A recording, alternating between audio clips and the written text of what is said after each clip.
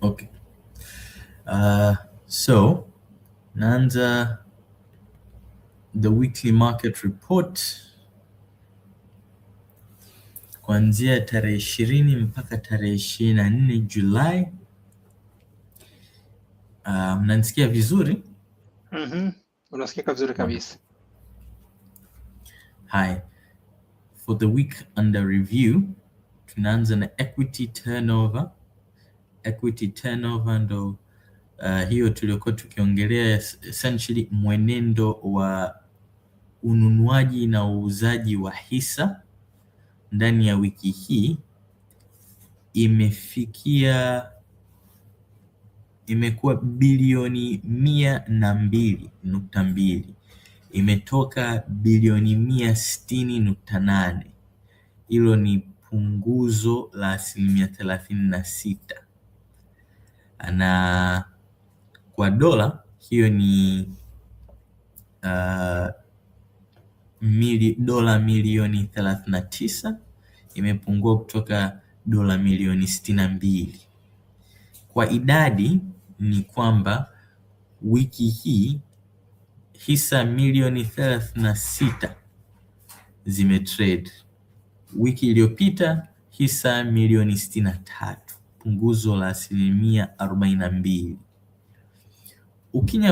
Ukija kwenye bond unaona kwamba wiki hii imepanda kwa 54%, imepanda mpaka bilioni 174 kutoka kwenye bilioni 113.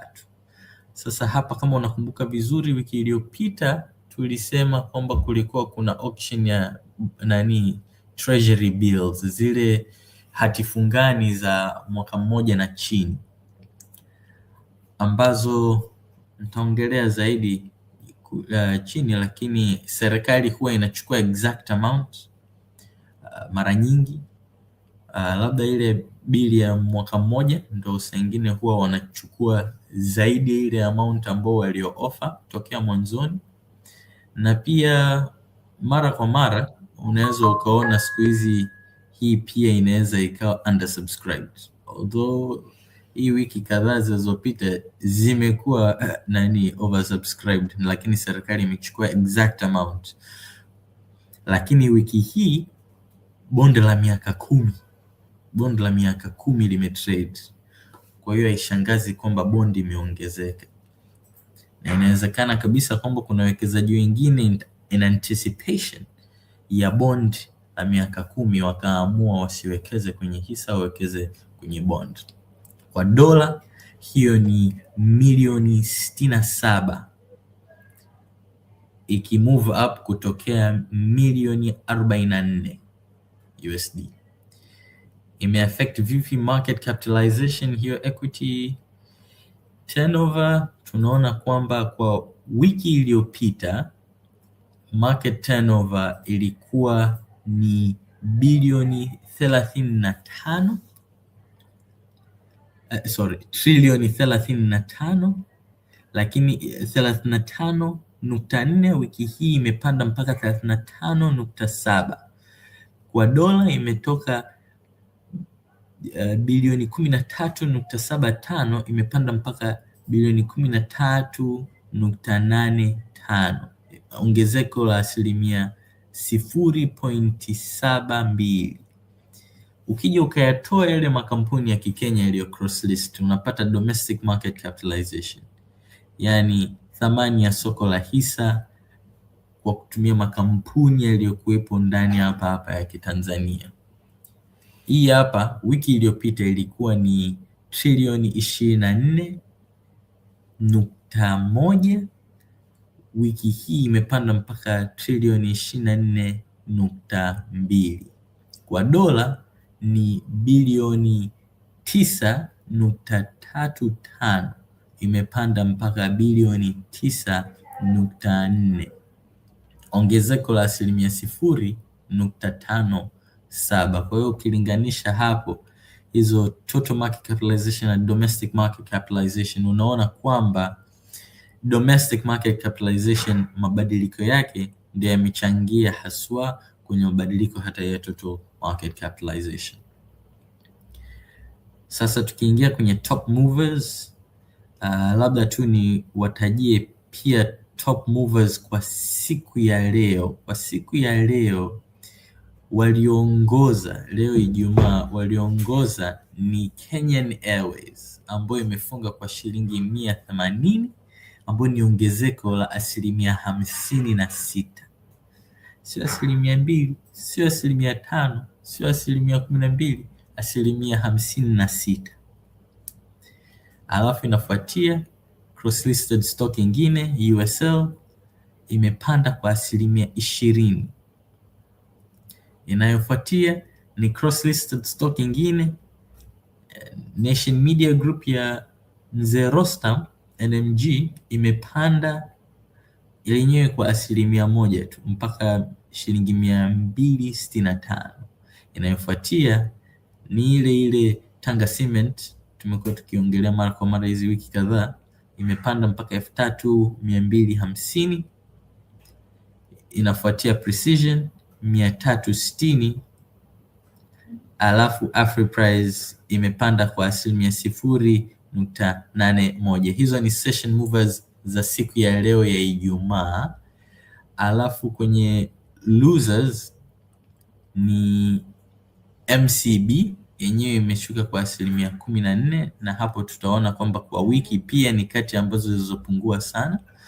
Inafuatia Swiss imepungua kwa 9% kufikia bei ya shilingi 2360. Inafuatia DSC imepungua kwa 3% mpaka bei ya 6480.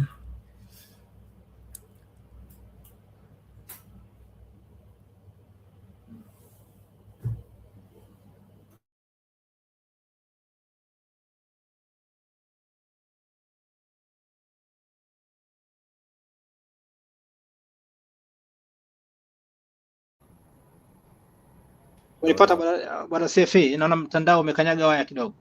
Yes, naona wataalamu wetu internet imewasumbua kidogo. Yes, baada ya kuwa natuelezea kuhusu losers na top movers walizotembea katika soko letu la DSE.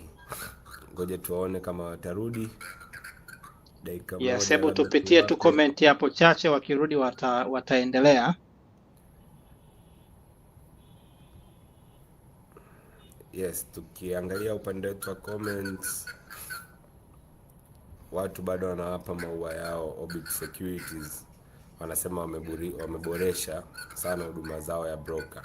Nadhani kwa kipindi cha muda mrefu sana Orbit Securities watu walikuwa wakiwalalamikia kwamba hawapo vizuri, au nadhani walikuwa wana sorry, kulikuwa kuna hitilafu kidogo. Yes.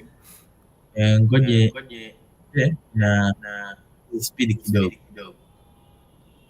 Yes, inayofuata Mkoba imeshuka, MBP imeshuka, DCB imeshuka, Mkombozi imeshuka na yenyewe. Hapa kwenye Mkombozi tu ni wakumbushe kuwa kesho ni annual general meeting ya Mkombozi Bank. Kwa hiyo kama wewe ni mwanahisa wa Mkombozi Bank, unaweza ukafika pale PSSF Commercial Complex pale maeneo ya mawasiliano kesho kuanzia saa 3 asubuhi, uende ukafanye uka exercise haki yako kama mwanahisa. Finally, iliyoshuka bei leo ni TPCC, imepungua mpaka 6160.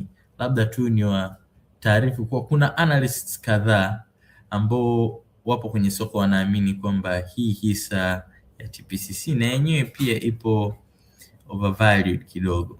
Lakini top movers wa wiki nzima, TBL ndio inaongoza kwa turnover ya bilioni 7.8 na idadi ya hisa imetrade ni 754,000. Market capitalization imefika trilioni 3. Tumeongea hii TBL kama mara 2 kwenye huu mwezi uliopita, mara 2 mara 3, na karibia kila siku ilikuwa bado ipo kwenye trilioni 2. Sasa hivi imevuka mpaka imefika trilioni 3. Inayofuatia ni CRDB ambayo hii ndio iliongoza wiki iliyopita. Yenyewe imetrade idadi ya hisa milioni 2 na turnover yake ni pia bilioni 7.6. Market capitalization yake ni trilioni 7. Anakuja NMB ambayo yeye hapo ametrade hisa 320, turnover ya bilioni 5.3 na market capitalization yake bado ipo kwenye trilioni 8. Inafuatia Simba Cement TCCL, volume ya hisa 600,000, turnover ya bilioni 1.7, market capitalization around 600 million.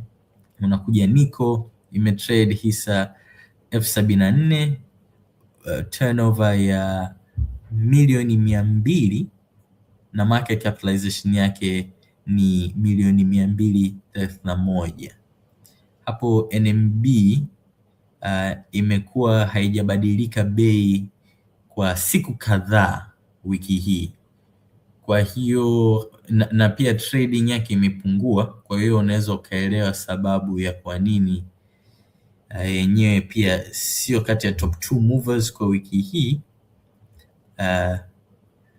lakini pia bei yake imeganda pale kwenye 16,750. Kwenye indices zetu tunaangalia, tunaona kwamba All Share Index imetoka 4,082 mpaka 4,111, ongezeko la 0.72.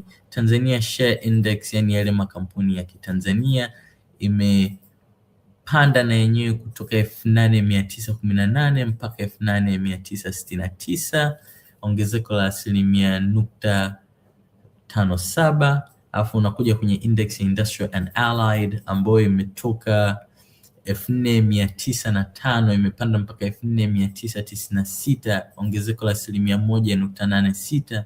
Alafu index inayopima mabenki na financial institutions ni imepanda pia kutoka 20,189 mpaka 2,238, ongezeko la 0.24. Commercial service imepungua kutoka 2,315 mpaka 2,301.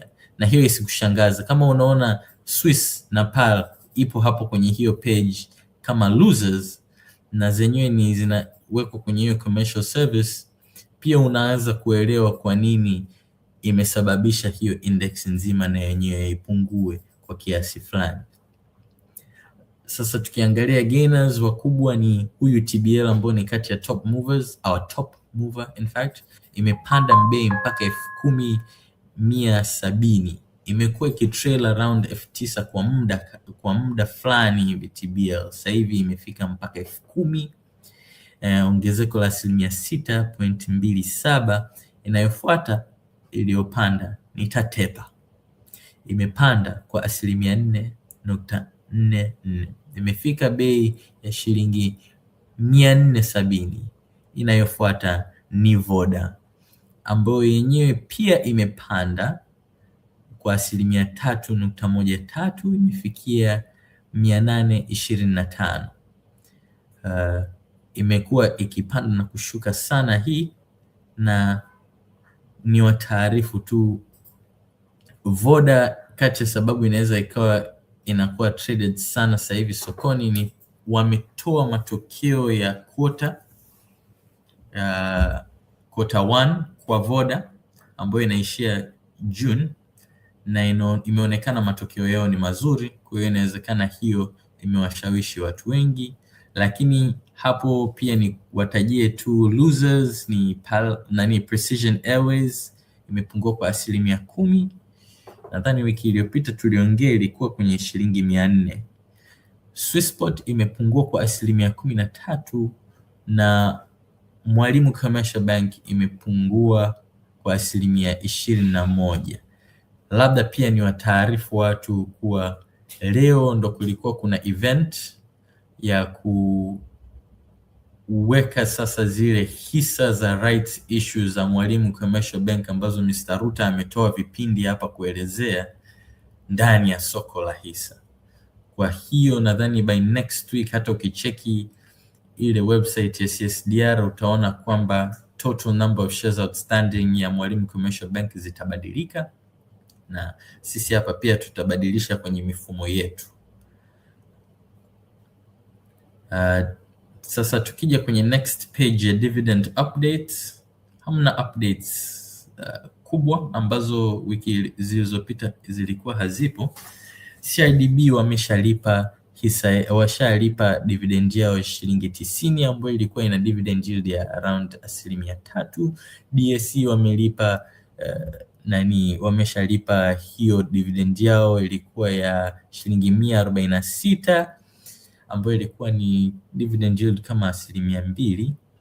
NMB washalipa hiyo dividend yao ya shilingi 610 ambayo ilikuwa dividend yield ya 4%.